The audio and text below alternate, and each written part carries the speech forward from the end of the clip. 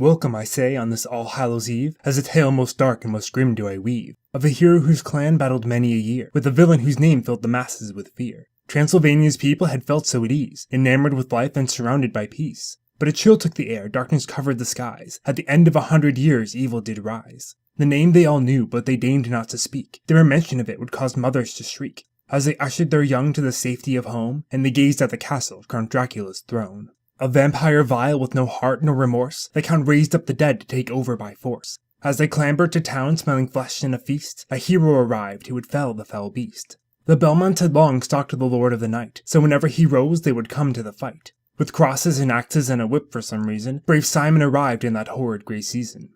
For Dracula's castle he made with great haste, the evil so thick he did retch from sour taste. Through the courtyard he came, slaying ghouls left and right, the tall castle before him a frightening sight. But if Simon turned back, he knew all would be lost, so he steeled himself in the doorway he crossed. Now inside the castle he braved the Count's keep, while chasms and zombies and bats he did leap. His first real challenge lay down a long hall, a vampire bat that was vicious and tall. It flew at our hero, but his whip cracked away, and it fell to the ground to hunt no more prey. Next Simon went up, and it only got worse. Cursed spearmen of skill made the climb more adverse. His legs worked their hardest up stair upon stair, snake-haired heads of Medusa now filling the air. From all angles they came, knocking Simon around, till the top he had reached, thinking safety he'd found. But the mother Medusa now stood in his path. Battered by holy water, she faced Simon's wrath. Simon now crossed over a crumbling bridge, a fall to the death waited over each ridge. Dread ravens attacking with peck and with wing, Simon fought for his life with his every whip swing. As he neared the far spire, 2 mummies appeared, decrepit and ragged, untouched for long years. They wished to bind Simon and make him one too. Daggers sailed through the wraps, and he sliced them right through. Our hero descended, now under the ground. In the dank and the wet he did stumble around. Assaulted by fishmen at every dark turn, their scowling scaled faces gave cause for concern.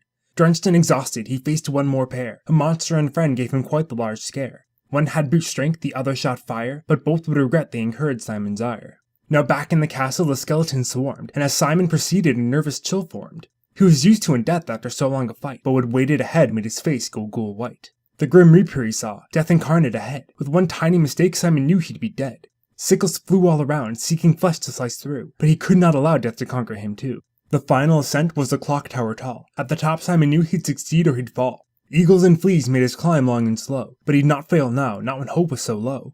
His quest now near the end, the vile villain before. Simon gulped the night air as he opened the door. Would this be his last time seeing sky and the moon? One way or another, he'd know his fate soon. He entered the chamber, all sound gone away. All alone in the middle a coffin did lay. Simon knew that the dusty old lid was askew, and he knew that the vampire's waking was true. A laugh echoed around, sending chills up his spine. The air seemed to shimmer, to wave and then shine. Before him stood one he'd not thought he'd e'er see. Count Dracula smiled and made a decree. The line of the Belmonts he said would now end. Poor Simon's bright flesh he would pierce and then rend. But he'd not come this far to let evil win out, and so Simon prepared for their long-fated bout. His whip sliced the air, aimed at Dracula's head, and he thought it connected but saw now with dread that the vampire laughed and then vanished from there, and appeared behind Simon with a cold evil glare. Again and again he attacked the vile Count, as fatigue and his worries did not cease to mount. But then Dracula staggered and fell to the floor. Had he actually won? Had he ended the war? A cold laugh did echo, the Count was not done. He still had one more trick Simon had not yet won. A form monstrous he took, horrible to behold. The mere sight of it made Simon's blood run ice cold. The monster did charge, only quick with fangs bared. Though it clawed Simon's back, with great luck he was spared. There would be no more chances, it had to end now. No more evil and death could our hero allow. Simon brandished his whip with one last mighty swing, and it sliced through the monster, the vampire king. Its eyes wide with shock it did fall to the floor, and it cursed hero Simon with one final foul roar. The keep started to crumble, he made his escape, but the wound on his back was no small and light scrape. The pain was intense, but a proof of his fight. Simon limped back to town through the now quiet night. The town welcomed him back, the brave hero returned. They all offered him rest, surely that he had earned. But they could not have known things would only get worse. What a horrible night it was to have a curse. Thanks for watching Storytime.